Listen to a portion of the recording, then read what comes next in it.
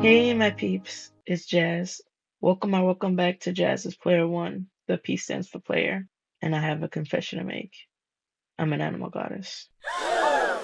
Okay, I'm not an actual animal goddess, but animals really do seem to like me because I've had a lot of really unique experiences with animals throughout my time on Earth. And so I thought I'd share some of these stories with you guys. Since there's a lot that I want to cover, I'm gonna split this into like three parts. And yeah, I apologize in advance for not having like a cute background or a nice camera or whatever. God damn! It's just me, my laptop, and my cheap green screen that I got, but I'll make it work somehow. Let's go.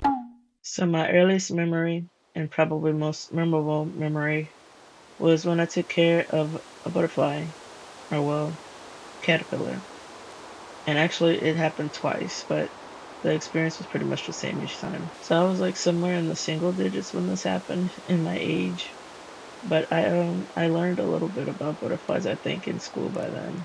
I thought butterflies were pretty interesting insects, even though I don't really care for insects. They make me itch. And yeah, caterpillars weren't really an exception to that rule. But yeah, one day when I went outside to play, I seen a caterpillar crawling under the carport. I'd see them around pretty often, but I didn't bother messing with them until that day.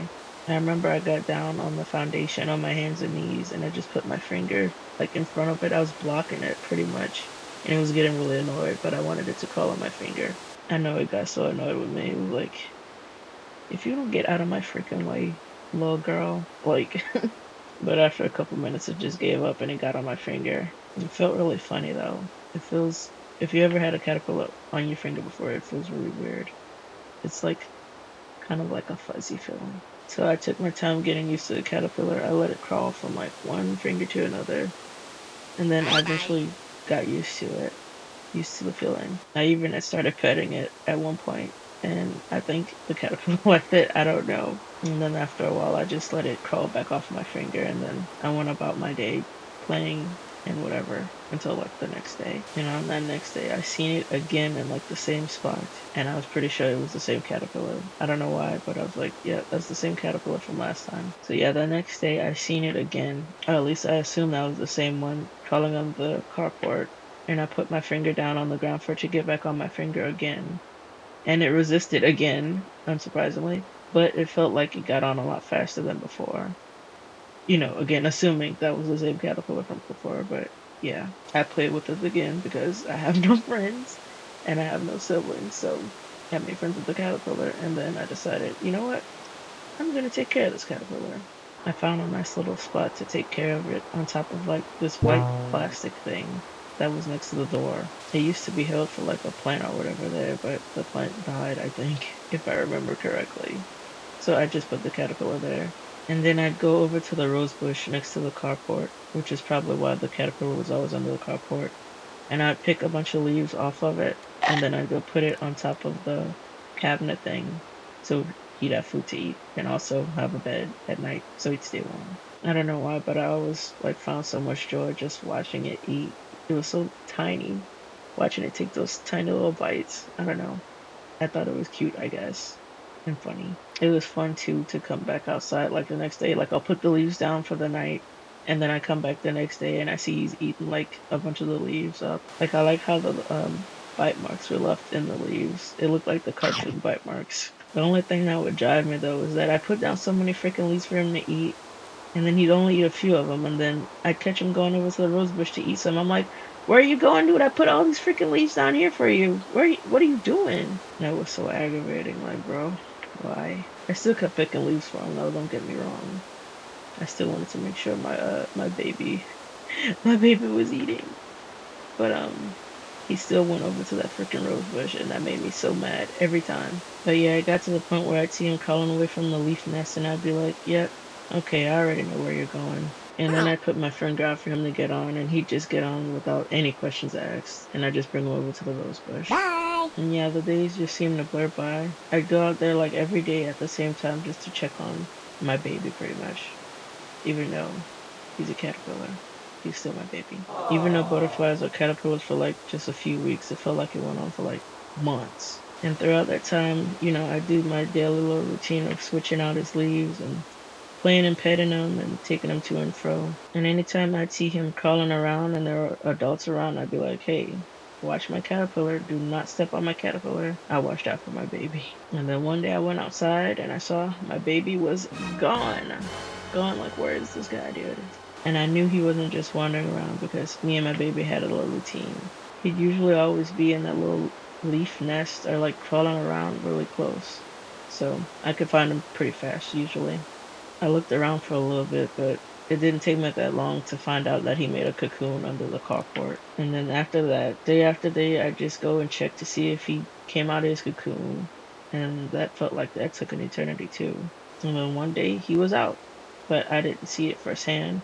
I wish I did though. And since I missed it, I thought I wasn't going to see him after that anymore. But he surprised me. I guess he was just waiting around somewhere for me to come back outside because he just flew up to me like, Mommy, mommy, look, I'm a butterfly now. Woo. And then he kind of just flew off when I waved him goodbye. And I thought that was going to be the last time I seen him, but I seen him a few more times after that. Overall, it was a really nice experience, and I got to do it all over again with another caterpillar. The only difference with this one is that it made a cocoon on like the other side of the house instead of under the carport, which I was really confused about, but okay. Oh, and in case you're wondering, the two caterpillars that I was taking care of, I think they were Eastern tiger swallowtail caterpillars. I'll throw up a picture somewhere of them as butterflies. Butterflies were my most memorable story of insects, and really my only story pertaining to insects per se. The others I'm gonna tell you are just like brief mentions. The first one is a dragonfly. I was still pretty young at this time, and I remember I was playing in the backyard, just doing random stuff. And there were some dragonflies just flying by as I was playing, and one of them I guess got curious of me, and it just started watching me. And then like out of pure boredom, I just picked up like a stick and threw it. And for some reason, the dragonfly just went after the stick like we were playing fetch or something. Of course, it couldn't like pick it up. It wouldn't be strong enough to do that, but it flew over to it as if it was like gonna retrieve it or like pointing it out to me. And then it kind of flew back in my direction, like, "Hey, you dropped your stick over here." Like, and then I was like, "Hey, wait a sec. What if we played fetch together?" And then I did that with the dragonfly for like a while. And that was when I met a little dragonfly friend. Had my own little sparks, like a spiral or something. Another quick little funny mention that happened when I was a kid was when I was outside in the front yard by another rose bush. Not the one that the caterpillar always went to, but a different one. And there's like this really, really Damn, boy, thick, he's I don't know thick. why bees are so freaking thick, a bumblebee just flying around by the flowers on the rose bush. I guess it was like pollinating the flowers that were in that area. And I wasn't wearing like anything in particular or whatever, but the bee got interested in me. I don't know if it was trying to like land on me or whatever, but I was trying my best to dodge it, and then I ended up just running around the whole house from the bee, which was very crazy. It chased me all the way around the house, and then I somehow managed to get back inside before it could get me. Then I seen it just flying in front of the screen door, and then it left. And then I was scared to go back outside after that. I don't think I went back outside that day. I might have skipped a few days actually, but I don't think I ran back into that bee again. And if I did see it again, I did not get close to it. And that's about it for my little insect stories. As you can probably guess, butterflies and dragonflies are my favorite insects. I like ladybugs too, but I haven't really had like a special experience with them or anything. This happened a couple months ago, and it was so random.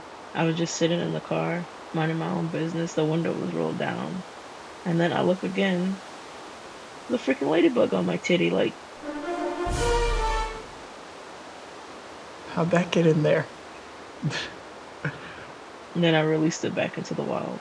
And that's it for part one of my story time. Part two should be up soon if it isn't already. Be sure to check it out when it is up. And you can make sure you don't miss it by subscribing and hitting the notification bell. Share and like the video if you enjoyed it. Comment if you've had any cool experiences with insects. And be sure to follow me on all my socials to stay up to date with me. And if you'd like to support me even further, you can buy me a coffee. My Ko-fi page is linked in the description. And that's it for now. See you guys in part two. Goodbye.